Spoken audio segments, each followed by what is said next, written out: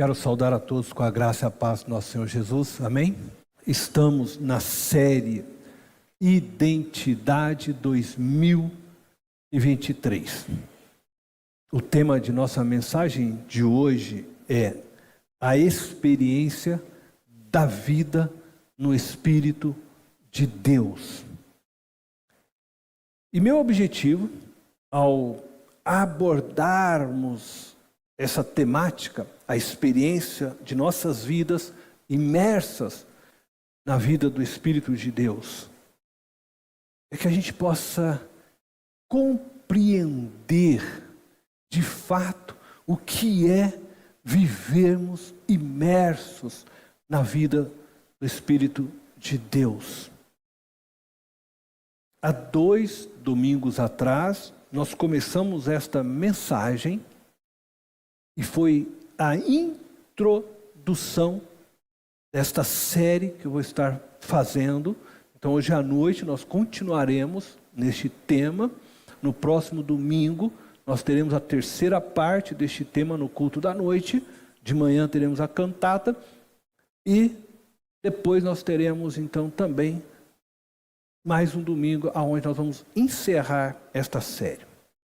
O meu apelo a você que é membro desta igreja: não deixe de vir nestes cultos.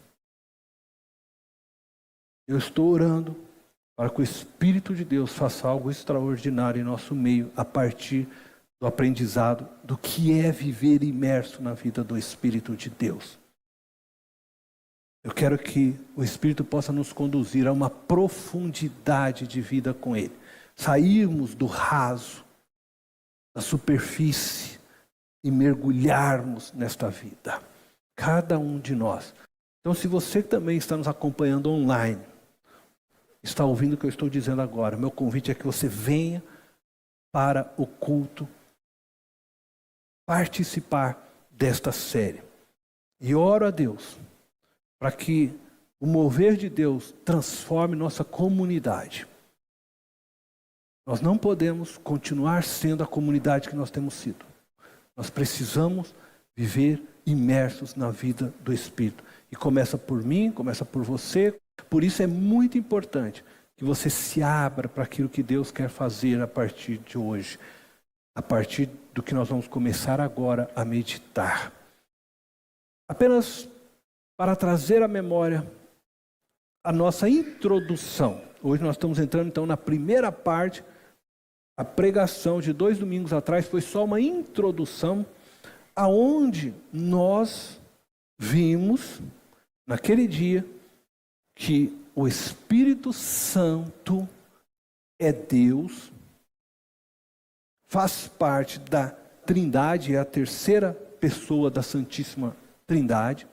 Aprendemos também, naquele dia, que Ele é o outro conselheiro enviado por Jesus para substituí-lo. Então Jesus foi o conselheiro dos apóstolos e aí ele vai para o céu depois da ressurreição e ele envia o Espírito, o outro conselheiro que estava substituindo ele.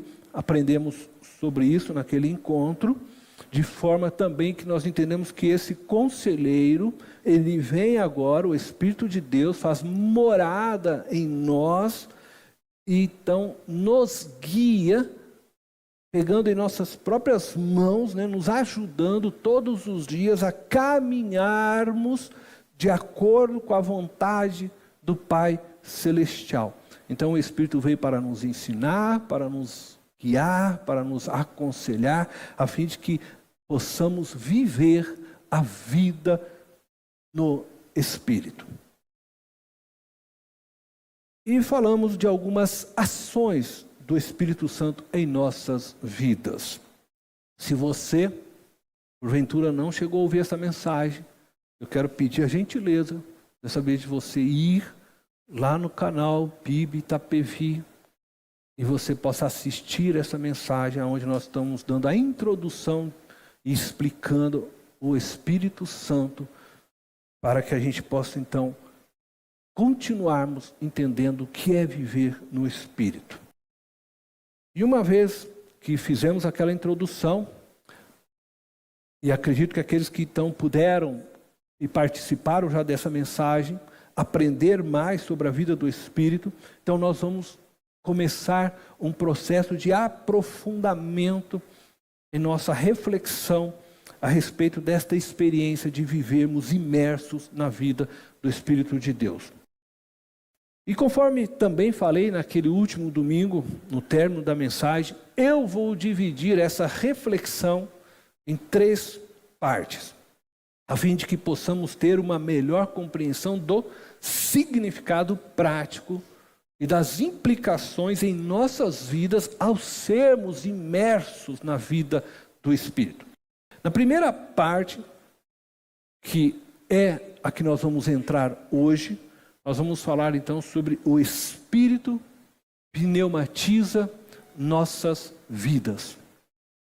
Na segunda parte, o Espírito nos liberta da lei de Moisés. E na terceira parte, no próximo domingo, o Espírito nos torna uma comunidade de crentes. E essa terceira parte eu estou dividindo em 2.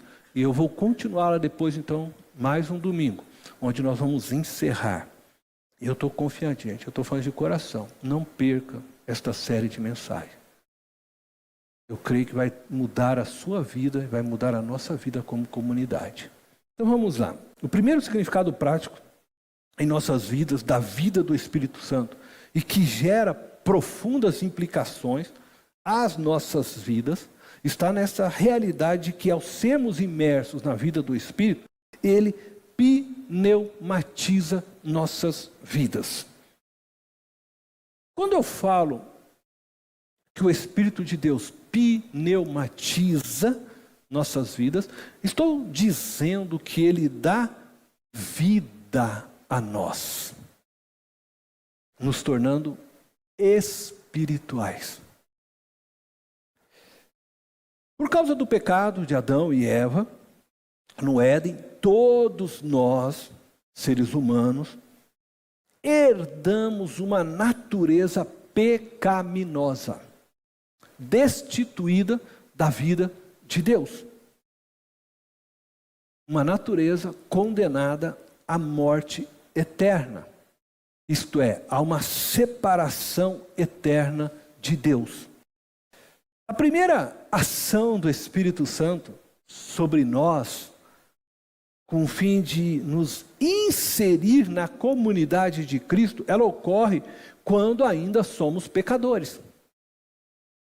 Quando ainda éramos inimigos de Deus. Quando ainda estávamos destituídos da vida de Deus. O Espírito Santo começa a trabalhar para nos convencer que somos pecadores. Então ele começa a nos ensinar.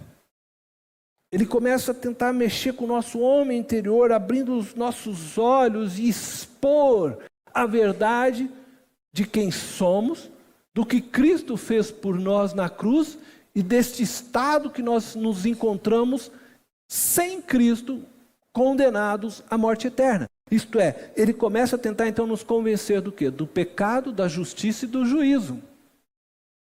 E ele começa a explanar isso em nosso homem interior, de tal forma que chega um momento em nossas vidas, que nós, ao entendermos isso e os nossos olhos se abrirem, nós damos uma resposta ao Espírito, seja o sim ou seja o não, mas se você passa a entender isso e você diz, sim, eu creio nesta verdade, e eu me rendo então ao senhorio de Jesus Cristo, nós somos neste momento então levados pelo Espírito a Cristo, e ao fazermos isso, nos rendermos, Jesus Cristo, Ele nos batiza com o Espírito, e o Espírito passa a fazer habitação em nosso ser, e desta forma nós recebemos vida. Esse é o processo que estou aqui dizendo para vocês, que somos pneumatizados, isto é, a vida do Espírito passa a estar em nós, recebemos vida eterna. Jesus fala a respeito disso. Quando você lê João 3,16, essa é a promessa. Que o Pai, então, por ter nos amado, enviou o seu Filho para que todo aquele que nele crê tenha a vida eterna. O Espírito passa, então, a fazer parte da nossa história e agora habitar em nós. E aí nós que estávamos condenados e separados de Deus, passamos a fazer parte da vida do Espírito. É o Espírito em nós e nós imersos no corpo de Cristo, pelo poder do Espírito, vivendo na vida do Espírito.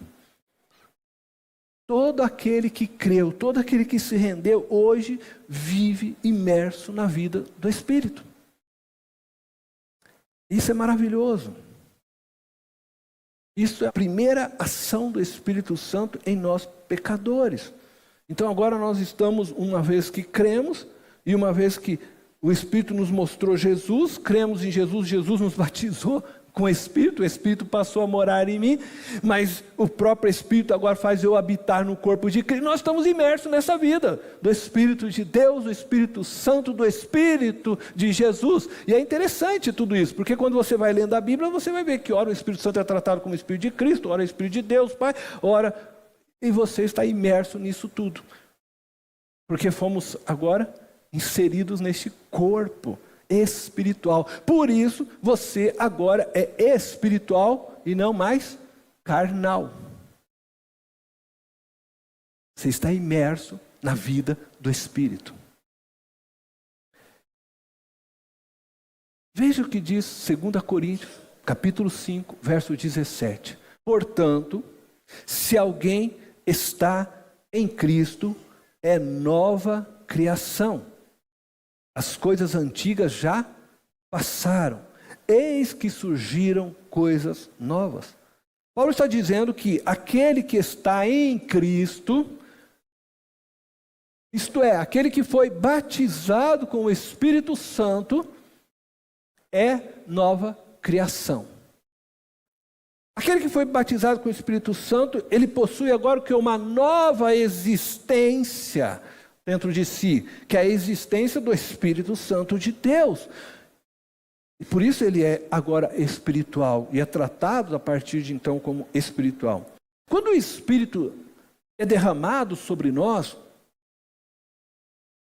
por Cristo, então o Espírito vem, nos ensina, nos orienta. Então assim, de uma forma simples, tentando mostrar isso, você está afastado de Deus, o Espírito Santo se aproxima de você, aí ele começa a falar das coisas de Deus para você, te convencer disso, e você, quando entende aquilo e você fala, poxa, eu creio nessa verdade, o Espírito pega, então vamos dizer assim, na sua mão, ele te leva até Jesus, e você se rende a Jesus e o reconhece como teu Senhor e Salvador. Acontece agora que Jesus pega o Espírito Santo e insere em você. Olha que coisa, né? Então o Espírito te leva até Jesus, aí Jesus pega e insere o Espírito Santo em você. Esse é o batismo com fogo, que João Batista havia dito. Não é mais batismo com água, é batismo com fogo. Esse batismo com fogo, agora que você recebeu, é o Espírito Santo, que passa a habitar em você. Então agora você está imerso nessa vida. E a partir de agora que o Espírito está em você, você faz parte do próprio corpo de Cristo, a quem Ele levou você até Ele. Você se torna membro deste corpo. E é guiado a partir de agora pelo Espírito Santo.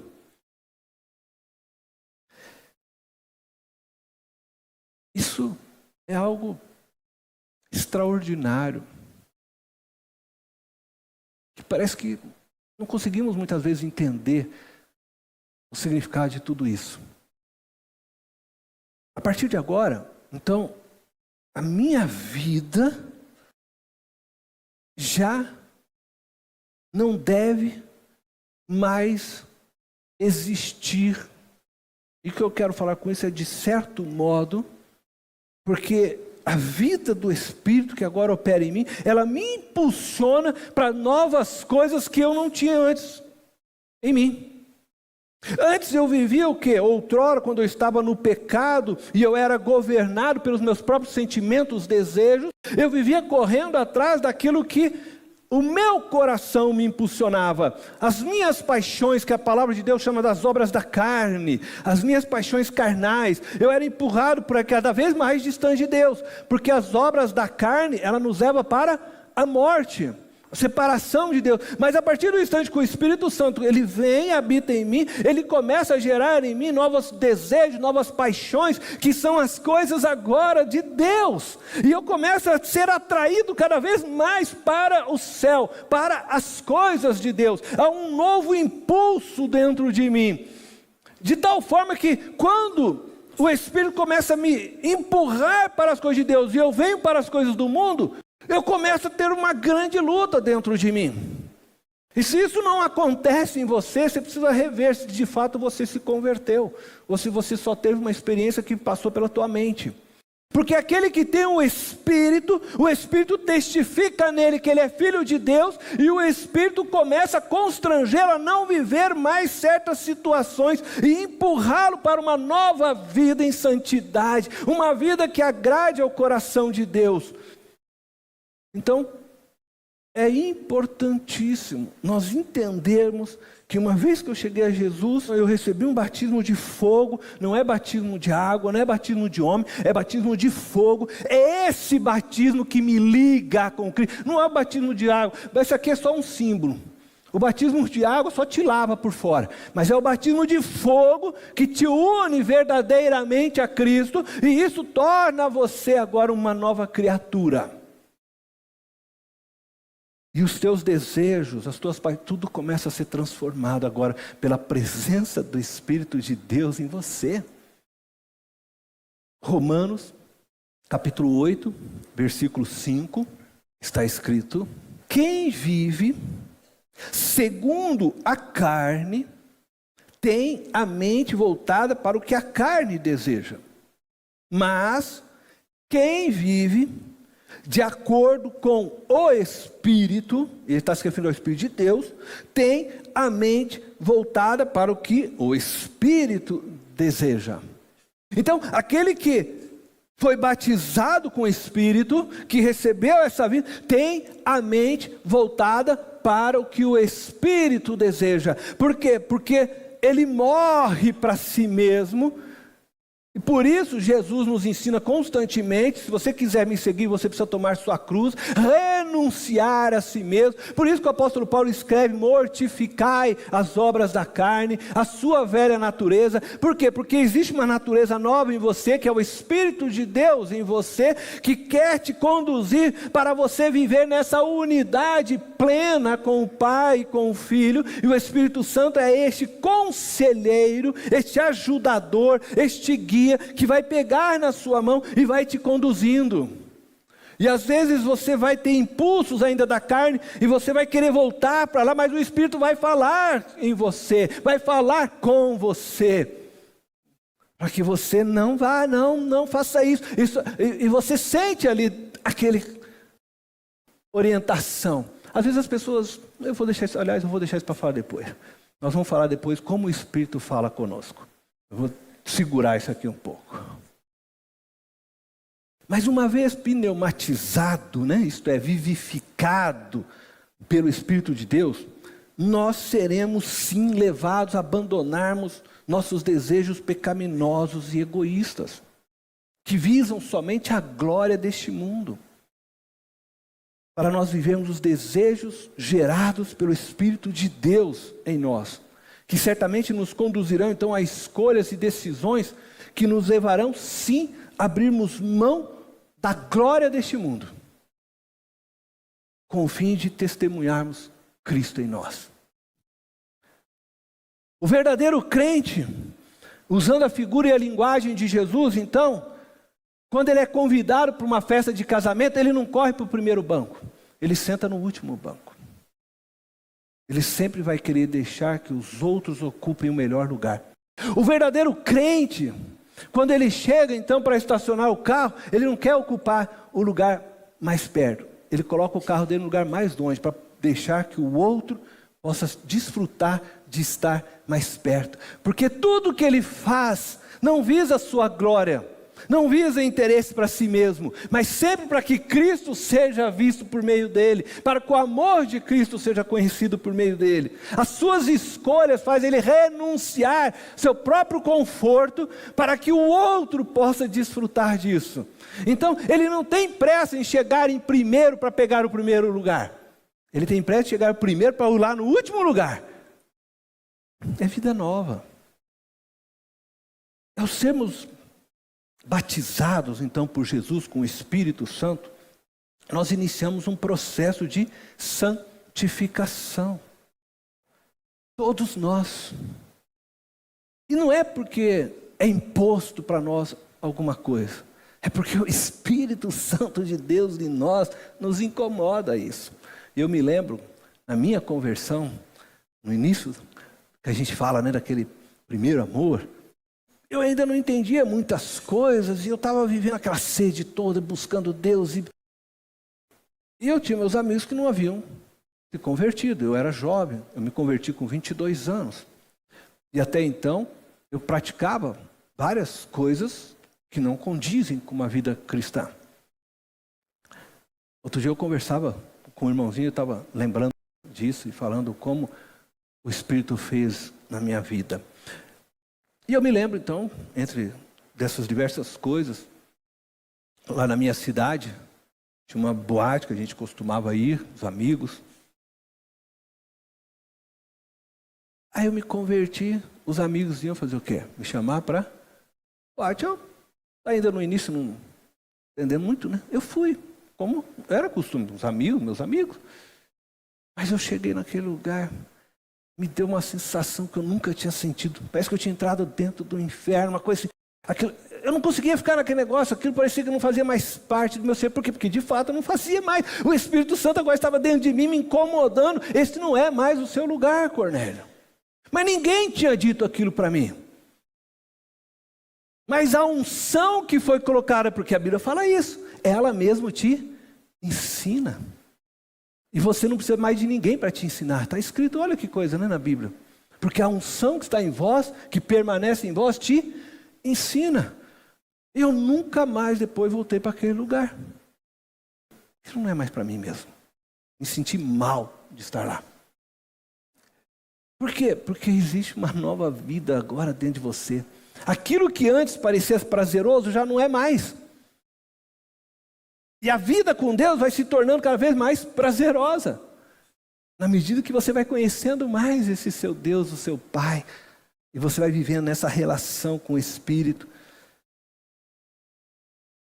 O Espírito, sim, ele nos leva a conhecer Jesus, só que agora ele também começa a nos levar a viver em santidade para Jesus e para o Pai. De forma que você começa a glorificar e viver. Tudo isso é essa obra de pneumatização, é essa obra de vivificação do nosso ser. E eu creio que aqueles que um dia viveram isso, passaram por situações como essa, né? E você entra no lugar e fala, o que eu estou fazendo aqui? Né? Não é mais para mim essa vida. Né? E aí quando eu falava isso para meus amigos, eles achavam que eu estava louco. Porque eu falei isso para eles, né?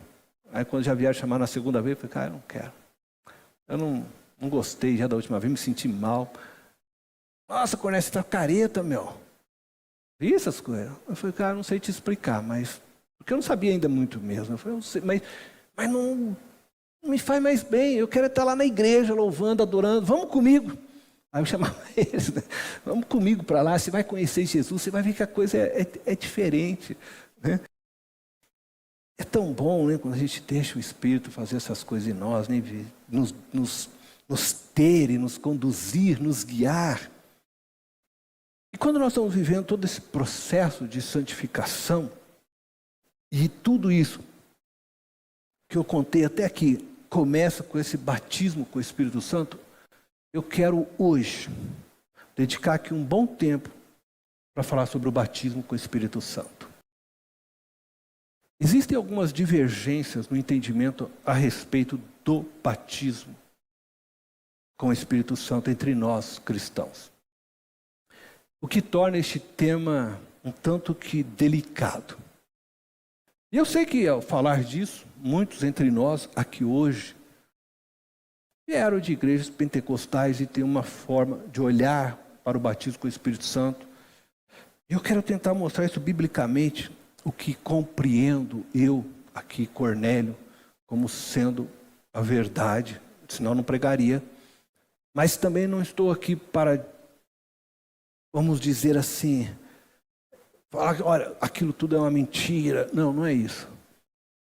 Eu sei que muitos ensinam determinados modelos porque eles compreendem uma leitura bíblica de uma certa forma. Mas eu entendo que o Espírito Santo tem me conduzido a essa verdade. E eu vou ensinar aquilo então que eu, Cornélio, compreendo e entendo. E espero que se você conseguir me entender, o Espírito também possa te ajudar nesse sentido, esclarecendo, ou até me corrigindo se for necessário. Entre estas divergências está a discussão em que momento ocorre o batismo com o Espírito Santo em nossas vidas. Em que momento de nossas vidas nós recebemos o batismo de fogo, né, de Jesus, anunciado por João Batista? Os cristãos de linha pentecostal, como eu disse, nós temos aqui entre nós, e neopentecostais também, costumam defender a ideia de que o batismo com o Espírito Santo é uma segunda bênção, experimentada por aqueles que são crentes, que já então têm o Espírito, porque eles entenderam tudo isso, o Espírito Santo veio, falou com eles, convenceu do pecado, da justiça, do juízo, aí levou eles lá até Jesus Cristo, aí eles aceitaram Jesus Cristo, eles entendem que recebe-se naquele momento o Espírito Santo, o Espírito passa a morar em nós, mas, segundo então essa teologia, eles não são revestidos do poder do Espírito Santo. É isso que eles chamam de segunda bênção. Então, vai vir um momento em que o Espírito Santo vai revesti-los de poder, né? Tá? E aí fala em línguas e outras coisas, outros dons. Então, nesse sentido, divide a primeira bênção, esse momento que aceita Cristo, e a segunda bênção, quando é revestido de poder. Particularmente, quero deixar isso enfatizado, né? Então, particularmente, eu creio que o batismo com o Espírito Santo acontece no momento em que a pessoa ela é levada pelo Espírito Santo a Jesus. E uma vez que ela o reconhece como seu Salvador. Neste momento, Jesus imerge o Espírito na vida delas, de todos aqueles que fazem isso. Então, como eu falei aqui, o Espírito Santo vem, ele nos ilumina, ele revela Jesus para nós, nos leva até Jesus, e eu creio que neste momento, então, quando eu me rendo ao senhorio de Jesus, creio nessa verdade, o Espírito Santo já vem habitar em mim, também já sou batizado nesse momento com o fogo do Espírito. Então eu creio desta forma. Sei que nós, batistas, de maneira geral, cremos desta forma. Mas então eu vou tentar mostrar para você por que cremos dessa forma. E quero deixar também bem claro já, embora eu não acredite no batismo com o Espírito Santo como uma segunda bênção, eu acredito que nós podemos viver diversas experiências de manifestações do poder do Espírito Santo em nossas vidas. Quantas ele desejar, quantas ele quiser, quando ele quiser, porque ele é Deus sobre nossas vidas.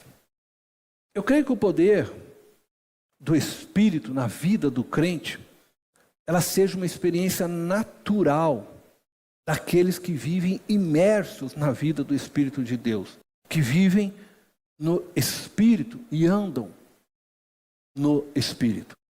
A ausência da manifestação do Espírito Santo, do poder em nós, em nosso meio, entre nós, se deve, porque nós não buscamos ser cheios do Espírito como deveríamos buscar. Paulo diz, enchei-vos do Espírito.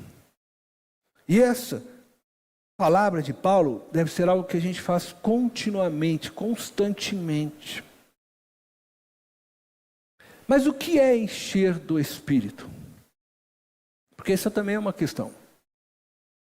Quando nós falamos encher do Espírito, o que eu vejo na fala de muitas pessoas é de que eles imaginam que encher do Espírito é um ato onde eu vou buscando o Espírito e agregando parte cada vez maior dele em mim. Então é como se eu fosse um copo vazio. E aí então eu busco o Espírito, aí eu coloco um pouquinho dele. Aí eu busco mais um pouco do Espírito, coloco mais um pouquinho dele. Eu busco mais um pouco e vou colocando até que o meu copo fique cheio. E aí eu estou cheio do Espírito. E aí eu continuo buscando e vou transbordando então depois. Mas não é isso que é ser cheio do Espírito. Porque o que nós perdemos é a ideia de que o Espírito Santo é uma pessoa. Ele é a terceira pessoa da Trindade. Então, quando nós chegamos até Jesus, e Jesus nos batiza com o Espírito vem morar em nós, ele então nos batiza com fogo, o Espírito vem como ele é uma pessoa da Trindade, e ele não vem simplesmente, ele fala, eu vou até você, mas eu vou tirar o poder agora, eu vou ficar... Não, ele vem e ele é poder, porque é da sua natureza, ele é Deus. Então, esse poder já está junto com ele, com o seu ser, com a sua natureza, intrínseco a ele. E ele agora habita em nós com todo este poder. A questão não é que eu preciso buscar agora um revestimento. A questão é que eu preciso me encher do Espírito. Mas como eu me encho do Espírito? Essa é a questão que nós muitas vezes temos dificuldade de entender. Porque a gente acha que então eu vou buscando, aí vai vir o poder. Não, o poder já está dentro de você. Ele está pronto para explodir como dinamite dentro de você. Dínamo. Encherei vocês desse dínamo. Mas por que então que eu não... Porque existe sim uma interação onde você precisa buscar, mas a sua ideia de ser enchido é que está errado. A questão é que, o que é encher? O Espírito Santo é uma pessoa da divindade, a qual na verdade eu vou me entregando a Ele. E na medida que eu vou me entregando a Ele, Ele vai tendo mais de mim, Ele vai me dominando. O ser cheio do Espírito não é eu ir buscando pedaços do Espírito, mas é eu entregando-me a Ele, entregando, até que eu diminua e Ele explode de vida em mim. Porque Ele tomou todo o meu ser, porque eu me rendi. Agora esse processo é um processo que se faz interagindo com Ele. Porque o Espírito não vai vir se você não desejar, e nós vamos falar também disso mais para frente. Essa é a questão nossa, nós não buscamos como deveríamos. Nós não nos rendemos e não nos entregamos como deveríamos. Nós não jejuamos, nós não pagamos um preço de oração como deveríamos, para que o nosso ser se esvazie cada vez mais e mais o Espírito possa nos dominar, possa nos ter. A ideia de ser cheio, então, do Espírito é a ideia de rendição a Ele. Ele já habita em você. Ele já está em você, a vida dele já está em você no momento que você aceitou Jesus Cristo. Você já foi batizado ali com fogo, o Espírito já está em você. Agora você precisa se entregar. E quanto mais você se entregar, quanto mais você deixar o Espírito te dominar, mais dos dons vai fluir na tua vida, mais dos frutos do Espírito vai fluir na tua vida, porque é a vida dele transbordando em você. No livro de Atos, eu quero convidar você a abrir, nós vamos agora tentar entender mais sobre isso. No livro de Atos, capítulo 1, versículo 4. Atos, capítulo 1, versículo 4. Nós lemos neste texto que Jesus ordenou aos discípulos que esperassem em Jerusalém para receberem a promessa de seu Pai. Está escrito assim: certa ocasião, enquanto comia com eles, deu-lhes esta ordem: não saiam de Jerusalém, mas esperem pela promessa de meu Pai, da qual lhes falei. Esta promessa que Jesus está se referindo é a promessa que foi dada ao profeta Ezequiel, ao qual Deus disse que colocaria em nós um novo espírito, o seu espírito, um coração de carne. Também é a promessa descrita a Joel: no últimos dias derramarei do meu espírito sobre toda a carne. Esta é a promessa que Jesus está falando para eles: vocês aguardem em Jerusalém para o cumprimento da promessa de meu Pai. Nós vemos em Atos, capítulo 1, versículo 8, um pouquinho, mais à frente, a promessa novamente dita aí: mas receberão poder quando o Espírito Santo descer sobre vocês, e serão minhas testemunhas em Jerusalém, em toda a Judéia e Samaria e até os confins da terra. Então você lê no versículo 4, Jesus está dizendo: vocês aguardem Jerusalém, a promessa do meu Pai. No versículo 8 ele está falando sobre essa promessa: vocês receberão poder quando o Espírito Santo descer sobre vocês. Jesus afirma que eles receberiam poder ao descer sobre eles o Espírito Santo para serem suas testemunhas. Jesus não menciona, me acompanhe por favor, Jesus não menciona que primeiro o Espírito Santo habitaria neles. Então vocês vão receber o Espírito Santo, depois de alguns dias, sei lá o que vocês fazem, vocês vão receber daí o poder. Não, o Espírito vai descer e já vai descer e vocês vão receber poder. Não há aqui uma segunda experiência, ela é única. Então, na primeira experiência descrita no livro de Atos, tudo aqui acontece no mesmo instante. Os 120 discípulos que lá se encontravam, naquele dia de Pentecostes, foram todos batizados com o Espírito e com fogo, e poder desceu, falaram em línguas e aconteceu maravilhas, tudo ao mesmo tempo. O texto, por favor, o texto está falando de uma experiência vivida por estes 120 discípulos. E que descreve então a inauguração do ministério do Espírito Santo na nova aliança. Nós estamos falando de inauguração do ministério do Espírito Santo na nova aliança, porque o Espírito já agia também na velha aliança. Mas não da mesma forma que agora ele inicia o seu ministério nessa nova aliança. E entenda, este texto que nós lemos não tem um fim doutrinário. O que quer dizer isso? Ele não foi escrito com o fim de ensinar a doutrina sobre batismo do Espírito Santo ou qualquer coisa desse sentido. Ele apenas está relatando o acontecimento. Então, ele só está descrevendo o que aconteceu, a experiência daqueles 120 naquele dia. E tudo nos indica que é um momento muito especial, pois é o que? Um marco de mudança do ministério do próprio Espírito Santo. Até então o Espírito se manifestava, mas não era ainda assim praticamente conhecido. Agora Jesus diz: eu vou enviar o outro conselheiro, vai começar uma nova dimensão de vida, uma nova realidade do ministério do Espírito Santo. Por isso esse texto é muito importante para nós. Aqui a gente tem o que nós chamamos do início também do período da graça. Neste mesmo dia, preste atenção, no mesmo dia acontece uma outra experiência.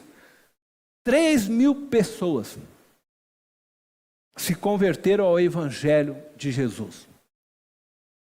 O que aconteceu? Aqueles 120 foram batizados com fogo, poder, falaram em línguas, e aí havia um grupo lá de judeus, gente que estava visitando Jerusalém, de tudo que era povo, falando línguas das mais diferentes. Ouviram aqueles 120 falando na língua deles, materna, acharam tudo aquilo muito estranho e aí indagaram: mas o que é isso que está acontecendo? E Pedro então começa a descrever para eles: isso que vocês estão vendo é o cumprimento da promessa que Deus havia dado a Joel. E aí ele vai descrevendo, e aí no final ele faz um apelo para aquelas pessoas. E aí nós temos então a segunda experiência aqui no mesmo dia de Pentecostes, e aí você vai perceber que há uma diferença entre o primeiro grupo dos 120 e há uma diferença desses 3.000 na experiência que eles tiveram nesse dia. E eu quero ler para vocês então isso, para que vocês possam ver Atos capítulo 2, verso 38, 39, e eu vou ler o verso 41. Nessa segunda experiência, vocês vão observar que a Bíblia diz que eles creram, foram batizados nas águas em nome de Jesus, mas não há menção alguma de que eles oraram em línguas ou qualquer outro tipo de experiência extraordinária. Então está escrito assim: Pedro respondeu: arrependam-se e cada um de vocês seja batizado em nome de Jesus Cristo para perdão dos seus pecados, e receberão o dom do Espírito Santo, Preste atenção, Pedro falou, olha, depois de ter pregado, ele diz, arrependam-se. Então, ele diz para eles, e vocês receberão o dom do Espírito Santo. Iriam receber o Espírito Santo, segundo as palavras do apóstolo Pedro, se eles se arrependessem. O derramar do Espírito sobre esses 3.000 estava condicionado ao ato de arrependimento. Aí vamos continuar lendo para nós ver o que acontece. Aí ele vai dizer, pois a promessa é para vocês. Ele está dizendo o quê? Que a promessa que Jesus havia mencionado, que é a promessa de Joel, também era para eles. Porque a promessa era para que sobre toda carne. Aí ele diz, pois a promessa é para vocês, para os seus filhos e para todos que estão longe. Para todos quanto o Senhor, o nosso Deus, chamar. Aí no versículo 41 vai estar escrito assim, 41. Os que aceitaram a mensagem foram batizados. Então, ele está querendo dizer o quê? Que aqueles que creram, deram um passo e foram batizados nas águas. É disso que ele está falando. E naquele dia houve um acréscimo de cerca de 3.000 pessoas. E você pode continuar depois lendo tudo, e você vai ver, não houve sequer qualquer manifestação nesse momento. Simplesmente creram, foram batizados nas águas, receberam o Espírito Santo, porque está escrito que se eles crescem, eles receberiam. Pedro não ia estar mentindo, cheio do Espírito de Deus, mas não houve agora nenhum tipo de manifestação. Mas eles receberam o Espírito. E o que nós temos aqui? Uma outra experiência. Mas nós não podemos fazer doutrina baseada na experiência. Não, eu vou fazer uma doutrina baseada na primeira experiência. Eu vou fazer uma doutrina baseada nessa experiência dos 3.000. Não se faz doutrina baseada em experiências. E existe uma tendência nossa de querer fazer doutrina pegando experiências. E a gente acaba caindo no erro. Por quê? Porque cada momento Deus age de uma forma diferente. A forma dele me alcançar é diferente da forma com que ele te alcança. A forma, muitas vezes, com que ele mais fala com você é diferente da forma com que ele fala comigo. E você não pode transformar as suas experiências em doutrina, e nem essas experiências. Veja, nós estamos com duas experiências no mesmo dia, mas totalmente diferentes uma da outra. Agora vamos ver a experiência que acontece de Filipe em Samaria. É uma terceira experiência também diferente. Veja só o que vai acontecer. Diz Atos 8, verso 12, Filipe vai a Samaria, fugindo aí de uma perseguição, e ele começa a pregar. Diz assim, no entanto, quando Filipe lhes pregou as boas novas do reino de Deus e do nome de Jesus Cristo, creram nele e foram batizados, tanto homens como mulheres. Então, espera um pouquinho. Agora nós temos uma experiência muito semelhante à que nós acabamos de relatar dos 3.000. Filipe chegou a Samaria, pregou para eles o evangelho, aí acontece tudo aquilo espiritual. O Espírito Santo convence aquelas pessoas de que Jesus é Senhor, leva eles até Jesus. Aí acontece o seguinte, eles creram em Jesus, eles creram na pregação. Então eles receberam o Espírito Santo? Talvez é isso que a gente pense, mas calma lá que eu vou ler o resto. Nós vamos ver uma experiência diferente agora. Mas uma coisa aconteceu, eles creram, o Filipe fez o quê? Batizou. Igual havia acontecido na primeira experiência, nos 3.000. Vocês creram, vão batizar. Foi batizar nas águas. Agora veja só o versículo 14. Nós vamos para o versículo 14, Atos 8. Os apóstolos em Jerusalém, ouvindo que Samaria havia aceitado a palavra de Deus, olha o tempo disso, tá? Por quê? Porque nós não tínhamos internet, não é o Zap. Passou o Zap já pronto. Opa! Já passou aqui um período, Filipe estava lá pregando, aí chegou já agora, veja só, alguém tem que sair, chegou a mensagem para eles, lá em Samaria eles creram no evangelho, o pessoal foi batizar nas águas, aí vamos ver o que está acontecendo. Ouvindo que Samaria havia aceitado a palavra de Deus, enviaram para lá Pedro e João, os líderes da igreja, vamos lá saber direito o que está acontecendo lá. Estes, ao chegarem, oraram para que eles recebessem o Espírito Santo, pois o Espírito ainda não havia descido sobre nenhum deles. Opa, já foi diferente. Então agora eles creram, foram batizados, mas o Espírito não havia descido sobre eles. Nós estamos falando de uma terceira experiência já. Não se faz doutrina atrás de experiências. Aí você pode criar uma doutrina que não tem a ver. Você começa a querer amarrar Deus a dizer que Deus, o Senhor só pode batizar no momento imediato. Não, Senhor, o Senhor só pode derramar o Espírito de fogo.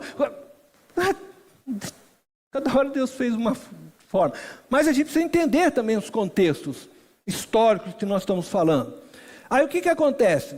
O texto vai afirmar para nós. Eles tinham apenas sido batizados em nome do Senhor Jesus. Então Pedro e João lhes impuseram as mãos. E eles receberam o Espírito Santo. Que coisa maravilhosa. Então nessa terceira experiência, o texto então nos apresenta uma experiência diferente das duas primeiras que nós havíamos falado. Os samaritanos creram na pregação de Filipe, foram batizados em nome de Jesus, não é João Batista, em nome de Jesus, assim como na experiência dos 3.000, contudo o Espírito Santo não desceu sobre nenhum deles. O Espírito ficou esperando Pedro e João irem até lá. Por quê?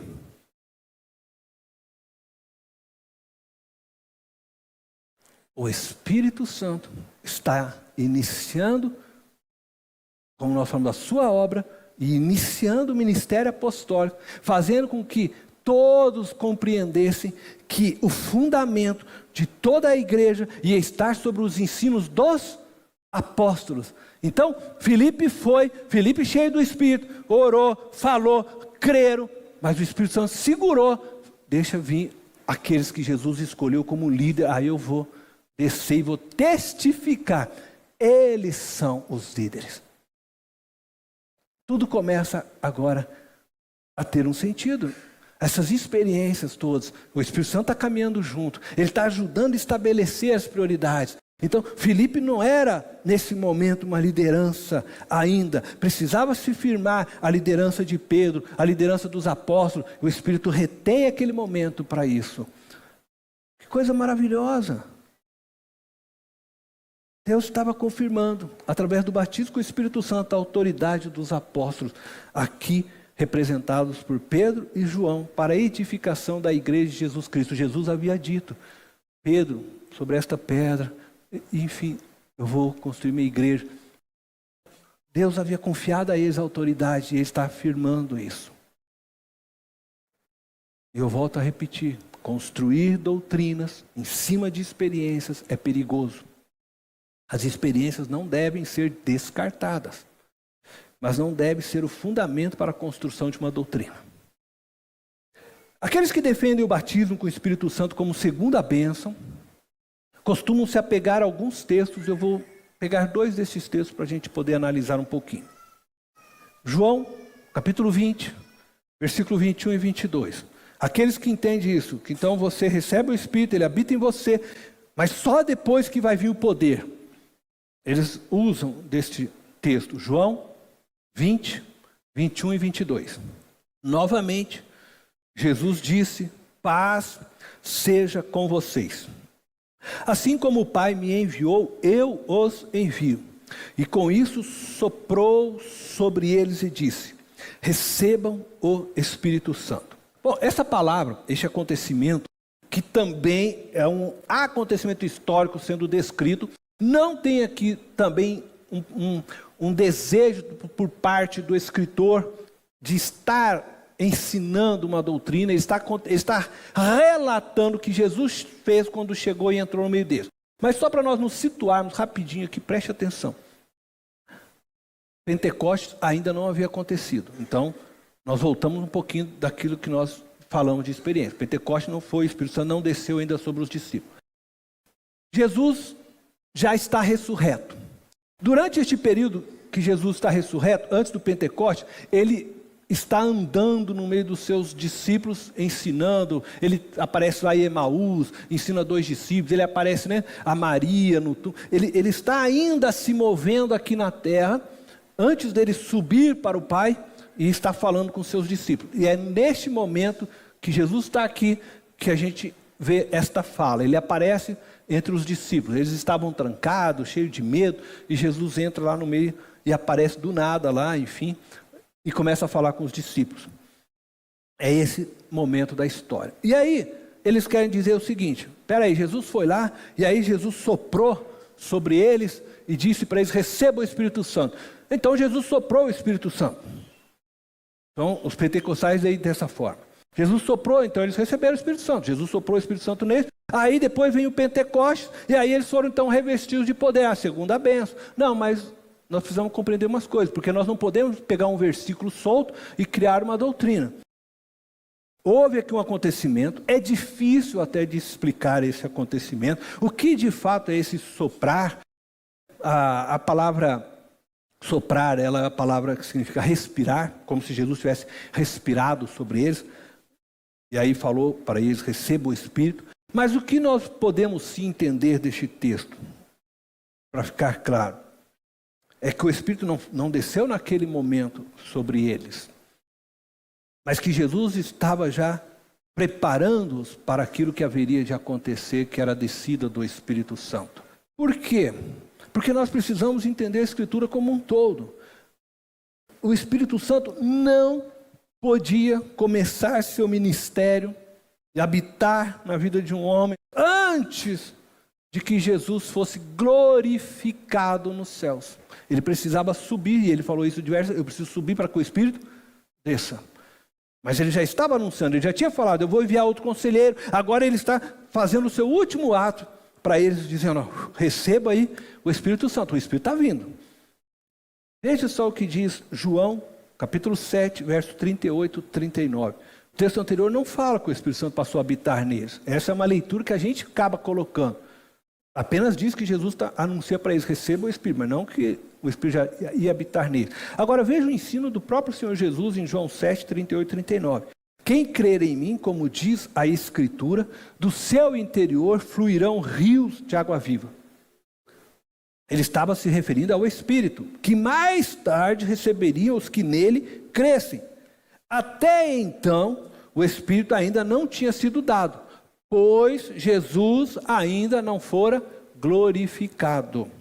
Veja João 16, versículo 7.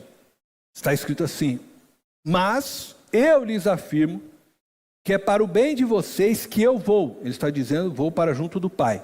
Se eu não for, o conselheiro não virá para vocês. Mas se eu for, eu o enviarei. Ele precisava subir aos céus, ele precisava ser glorificado. E aí então ele agora, uma vez coroado no céu, glorificado pelo Pai, ele iria enviar a promessa que o Pai havia feito no passado. Ele, Jesus, iria fazer isso. Mas até então, nesse encontro, ele ainda não havia subido, não havia sido glorificado. Quando ele está nesse momento de encontro com seus discípulos, ressurreto, mas ainda não havia subido ao céu, ele chega até a dizer para Maria: Maria, não me detenha, porque eu ainda preciso subir, para o encontro com meu Pai. Ele sabia ainda do processo. Então, o Espírito não podia descer, e não podia começar o ministério sem que Jesus primeiro subisse aos céus e fosse glorificado, honrado, e enfim, aí sim o próprio Jesus ia enviar o Espírito. Por isso, o texto ali não está falando do Espírito ter descido no sentido de morar já nos discípulos. Quando Jesus sopra aquilo, apenas Jesus está preparando eles para aquele momento final e próximo que já estava para acontecer, mostrando que eles iam ter essa autoridade agora no Espírito para exercer o ministério, porque todo o contexto ali é esse. Ele fala: assim como o Pai me enviou, eu envio vocês. E aí ele fala agora: vocês recebam o Espírito, vou enviar para vocês essa autoridade sobre a vida de vocês. É interessante, né? Outro texto também usado para defender o batismo do Espírito Santo como uma segunda bênção é o texto de Lucas 11, verso 11 ao 13. Agora eu quero que você preste muita atenção nesse texto. Qual pai entre vocês, se o filho lhe pedir um peixe, em lugar disso lhe dará uma cobra? Ou se pedir um ovo, lhe dará um escorpião? Se vocês, apesar de serem maus, sabem dar boas coisas aos seus filhos, quanto mais o Pai que está no céu dará o Espírito Santo, pneuma agion, o Espírito Santo, a quem o pedir. Caminhe aqui comigo, por favor, muito atento para que vocês compreendam essas verdades. Nós encontramos diversas interpretações para este versículo. diversas. Se nós lermos este texto, como nós estamos lendo, sem fazermos o comparativo com o texto de Mateus, onde ele descreve esta mesma fala de Jesus. Mateus estava com Jesus quando Jesus falou. Lucas, não. Lucas, ele vai buscar ouvir aquilo que falaram e construir o evangelho. Então nós vamos fazer isso. Nós vamos olhar só para o que Lucas falou, antes de eu trazer o texto de Mateus. Você pode, a princípio, primeiro até pensar, não, ele está falando de dar o Espírito Santo. Mas espera aí, então quando eu aceito Jesus, Jesus me batiza com fogo, o Espírito vem morar em mim. Mas ele também está falando que eu preciso pedir, mas eu vou pedir o quê se o Espírito Santo já está morando em mim? Então eu vou pedir a segunda bênção, o revestimento. É isso que eles traduzem. Deu para entender? Os pentecostais entendem assim. Mas, preste muita atenção. Porque você precisa então considerar o texto na sua íntegra, real. Jesus está falando a judeus, esta palavra. Para homens e mulheres dos seus dias.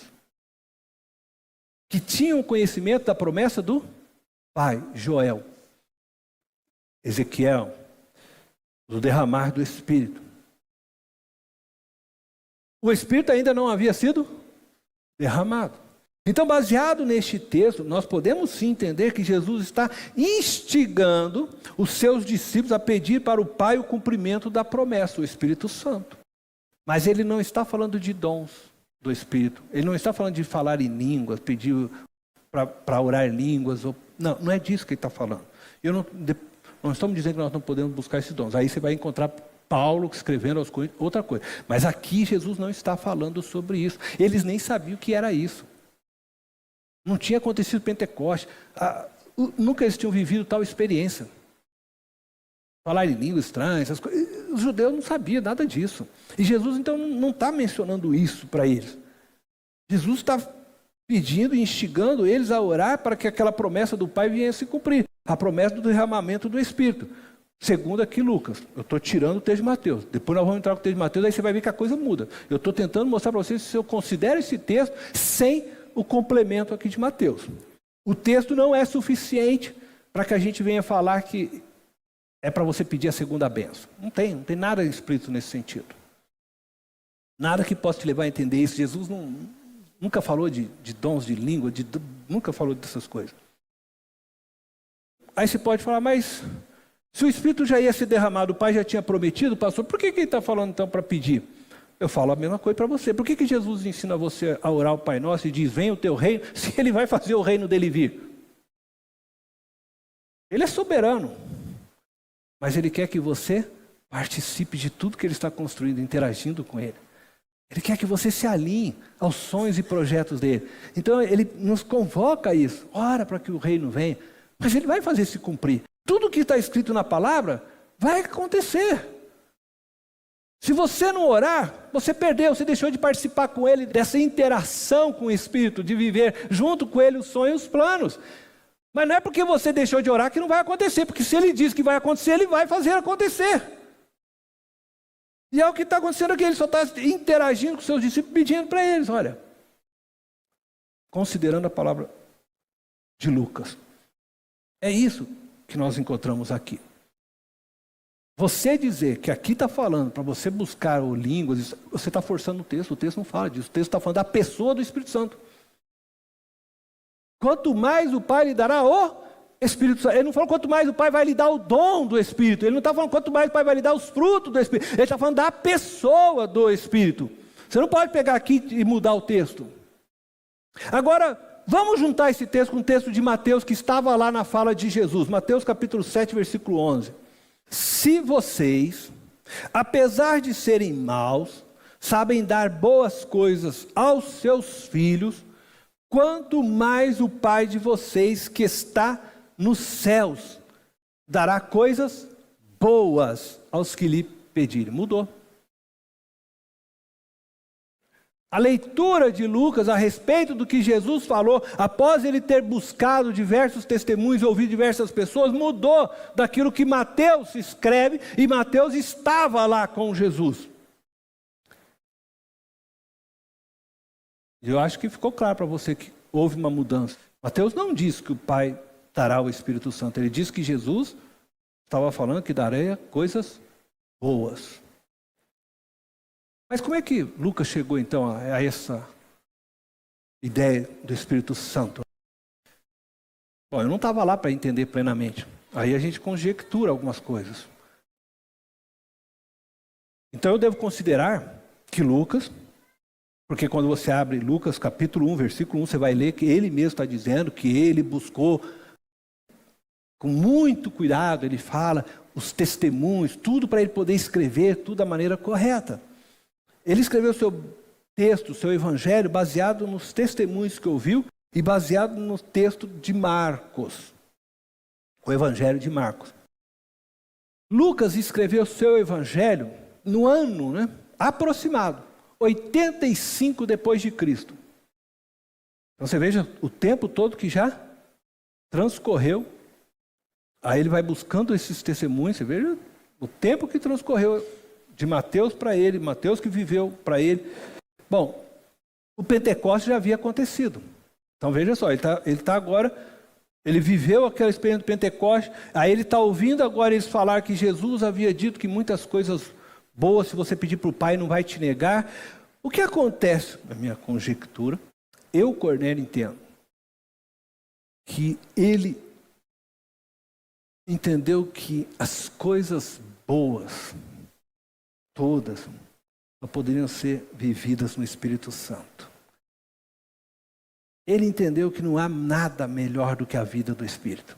Então, se o Pai não dá escorpião para o filho que perde ovo, se o Pai não dá pedra para o filho que perde peixe, ele falou, Deus não vai negar o melhor de todas as coisas. Então ele fala, se você pedir o Espírito, Ele vai te dar.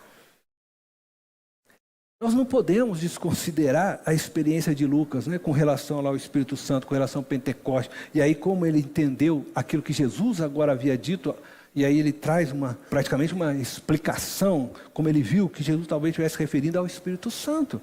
Que não havia coisa melhor para se buscar e pedir. Você vai orar e pedir para Deus o que de bom? Um carro? Você acha que é isso? Um emprego novo? Essas coisas a gente tem nesse, mas não é o melhor. Não há nada melhor do que você viver a vida do Espírito, ser guiado pelo Espírito, depender do Espírito, ser conduzido pelo... Então eu entendo sim que Lucas compreendeu isso e ele traz no seu texto essa ideia. Então se você pedir, Deus vai te dar o Espírito. Ele está falando da pessoa do Espírito. Ele não está falando de dom, de alguma coisa, ele fala da pessoa do Espírito. Na casa de Cornélio, o Espírito Santo desceu somente depois que Pedro começou a pregar para eles. Então, Pedro chegou lá na casa de Cornélio. Cornélio já era um homem temente a Deus, a Bíblia fala isso. Deus ouvia suas orações, Deus gostava de Cornélio. E aí Deus fala, Pedro, vai lá pregar na casa de Cornélio. Quando ele está pregando, quando ele ainda está pregando, dessa vez não aconteceu lá o do Pentecoste, que ele fez o apelo. Diz o texto, quando ele está pregando, Cornélio e toda a casa já começaram, possivelmente, a falar em línguas estranhas, porque ele diz que aquilo que eles haviam vivenciado, ele viu acontecendo lá na casa de Cornélio, e ele entendeu então que Deus também estava salvando os gentios por essa experiência. Mas o Espírito desceu depois que Pedro foi lá e começou a pregar. Em Éfeso, o Espírito Santo desceu somente depois que Paulo orou pelos irmãos daquela cidade. Em Éfeso, então, diz que possivelmente alguém passou lá, não sei, não me lembro agora de cabeça aqui o texto, se foi Apolo, Áquila, pregaram lá o Evangelho. E quando Paulo chegou lá em Éfeso, aí ele pergunta, mas vocês receberam o Espírito Santo? E aí eles dizem, mas quem que é esse Espírito Santo? Nós nunca ouvimos falar, você pode ler depois o texto, nós nunca ouvimos falar. Aí Paulo falou, não, então vocês precisam ser batizados por Jesus, o batismo do fogo, o batismo do Espírito. E Paulo ora por eles, e aí diz que eles recebem naquele momento também o Espírito Santo. Veja o quanto é importante a pessoa do Espírito Santo na igreja, porque é Ele que nos guia, é Ele que nos ensina, é Ele que nos aconselha, é Ele. E todo momento você vai encontrar isso, os apóstolos falando e levando o Espírito aonde vai, porque vocês precisam conhecer o Espírito. Como? Vocês conhecem Jesus, mas não conhecem o Espírito? E assim a gente vai vendo. Mas todas essas experiências vai mostrando para nós que a gente não pode se firmar em uma experiência de um ou de outro. A gente precisa se firmar no ensino do Espírito, e que Deus não está limitado a uma experiência. Não é porque Deus agiu no primeiro dia lá do Pentecoste com 120 dessa forma, Ele tem que agir agora dessa forma, é regra. Eu estabeleci aqui na minha igreja, eu criei um estatuto, então é assim agora. Deus está dentro da minha caixinha. Não, Deus já mostrou logo no início. Ó, esses 120 eu fiz assim, esses 3.000 eu fiz assim, ó, esses samaritanos aqui eu vou assim, agora esse aqui da casa de Cornélio nem terminou a pregação, já desce logo, o Espírito pronto, já desceu, e Pedro ficou lá, opa, o que aconteceu? Aí chega lá em Éfeso, já é outra. Cada um viveu uma experiência. Mas a gente, sabe, doutrina tudo, amarra. Aí o Espírito fez um negócio e falou, não, peraí, Espírito Santo, você tem que ser do jeito que eu escrevi aqui. E a gente não consegue viver a liberdade do Espírito, e o Espírito não vive no meio nosso sem liberdade. Aí o Espírito fala, eu quero fazer, não, mas vocês não deixam eu fazer. Eu quero fazer, não, vocês não deixam. Vocês já criaram o seu próprio Deus, e domina sobre ele, né? Então, é a gente que manipula o Deus, né? Deus, agora vai para a direita, Deus. Ah, tá bom. Deus, vai para a esquerda, tá bom. Vai sei lá o quê. Eu não estou me movimentando aqui direita e esquerda, não, só estou, né? Olha, o pastor não sabe o que é direita e o que é esquerda. Se bem que muitas vezes eu erro, meus filhos falam, vira para a esquerda, eu viro para a direita. Mas, espero que só eu faça isso. Mas eu quero que vocês consigam entender que as experiências são diversas. Olha, a Bíblia mesmo vai mostrando, e a gente vai amarrando as coisas, e não deixa Deus agir livremente. Paulo parece compreender que o batismo com o Espírito Santo não era uma experiência separada da conversão, mas acontecia a todos que criam em Jesus como seu Salvador. E agora eu vou ler um texto que é um ensino. Esse texto não está falando de uma experiência, está falando de ensino. Paulo está dando um ensino para a igreja de 1 Coríntios, no capítulo 12, versículo 13. E é por isso que eu disse que eu creio que o batismo com o Espírito acontece na hora que a gente recebe a Jesus. Mas que Deus é livre para a sua atuação. Agora preste atenção no que Paulo vai falar aqui. E eu estou quase concluindo, tá? Por favor, só mais um pouco aí. Né? 1 Coríntios 12, 13. Pois em um só corpo, todos nós fomos batizados em um único Espírito, quer judeus, quer gregos, quer escravos, quer livres, e a todos nós foi dado beber de um único Espírito. Estamos diante de um texto claramente agora doutrinário. Paulo está escrevendo à igreja de Corinto, ensinando-os. Paulo, neste texto, se refere ao batismo com o Espírito Santo. É o batismo de Jesus. Ele afirma que todos nós, e aí ele coloca judeu, grego, quem for escravo, livre, todos nós, ele afirma, fomos batizados em um único Espírito. E ele diz mais do que isso, todos nós bebemos deste único Espírito. É aquilo que eu falei, então, nós fomos imersos nesse Espírito, nós estamos imersos na vida do Espírito. E aí nós precisamos considerar uma coisa muito séria. Porque o próprio apóstolo Paulo, neste mesmo capítulo desta carta aos Coríntios, no final deste capítulo, se você ler lá no verso 28 em diante, ele, apóstolo, diz que nem todos falam em línguas, nem todos profetizam, nem todos, e aí ele vai escrevendo uma série de coisas, nem todos. Entretanto, ele está iniciando, dizendo que todos são batizados com o Espírito Santo. Ah, mas nem todos são revestidos então do poder, porque na segunda bênção esse é o entendimento. Só está revestido de poder aquele que fala em língua. Não, Paulo não está dizendo, ele está dizendo que todos têm o Espírito Santo, todos receberam, mas nem todos vão falar em língua, nem todos isso, nem todos. O Espírito vai dar conforme ele quer, atribui do jeito que ele quer, ele é Deus. Mas o poder, tudo está em você. E aí eu volto de novo a dizer para você, a questão é que você precisa buscar isso, isto é, eu preciso jejuar, eu preciso diminuir a mim, eu preciso deixar que Ele me domine, eu preciso ficar cheio dEle, mas não é pegando um pedaço dEle, é eu me esvaziando e deixando Ele tomar de mim. Neste verso que nós lemos, 1 Coríntios 12, 13, a gente vai ver claramente essa realidade. Jesus nos dá o Espírito Santo e somos imersos no corpo de Cristo. Consequentemente, nós vivemos a vida do Espírito. Embora eu defenda, então, o batismo com o Espírito como uma experiência única, eu respeito aqueles que a interpretam de outra forma. Como eu disse, eu sei que nós mesmos temos em nossa igreja irmãos que vêm de uma outra teologia, mas eu estou tentando mostrar por que nós defendemos o que creio, como entendo ser verdade. Existem ainda outras divergências sobre o batismo, eu não vou entrar, porque nós não temos tempo. Mas, por exemplo, o dom de línguas é uma evidência do batismo do Espírito Santo? Eu não vou deter nisso, mas eu acho que se você entendeu o que eu já falei, você já compreendeu. Então eu vou concluir esta mensagem.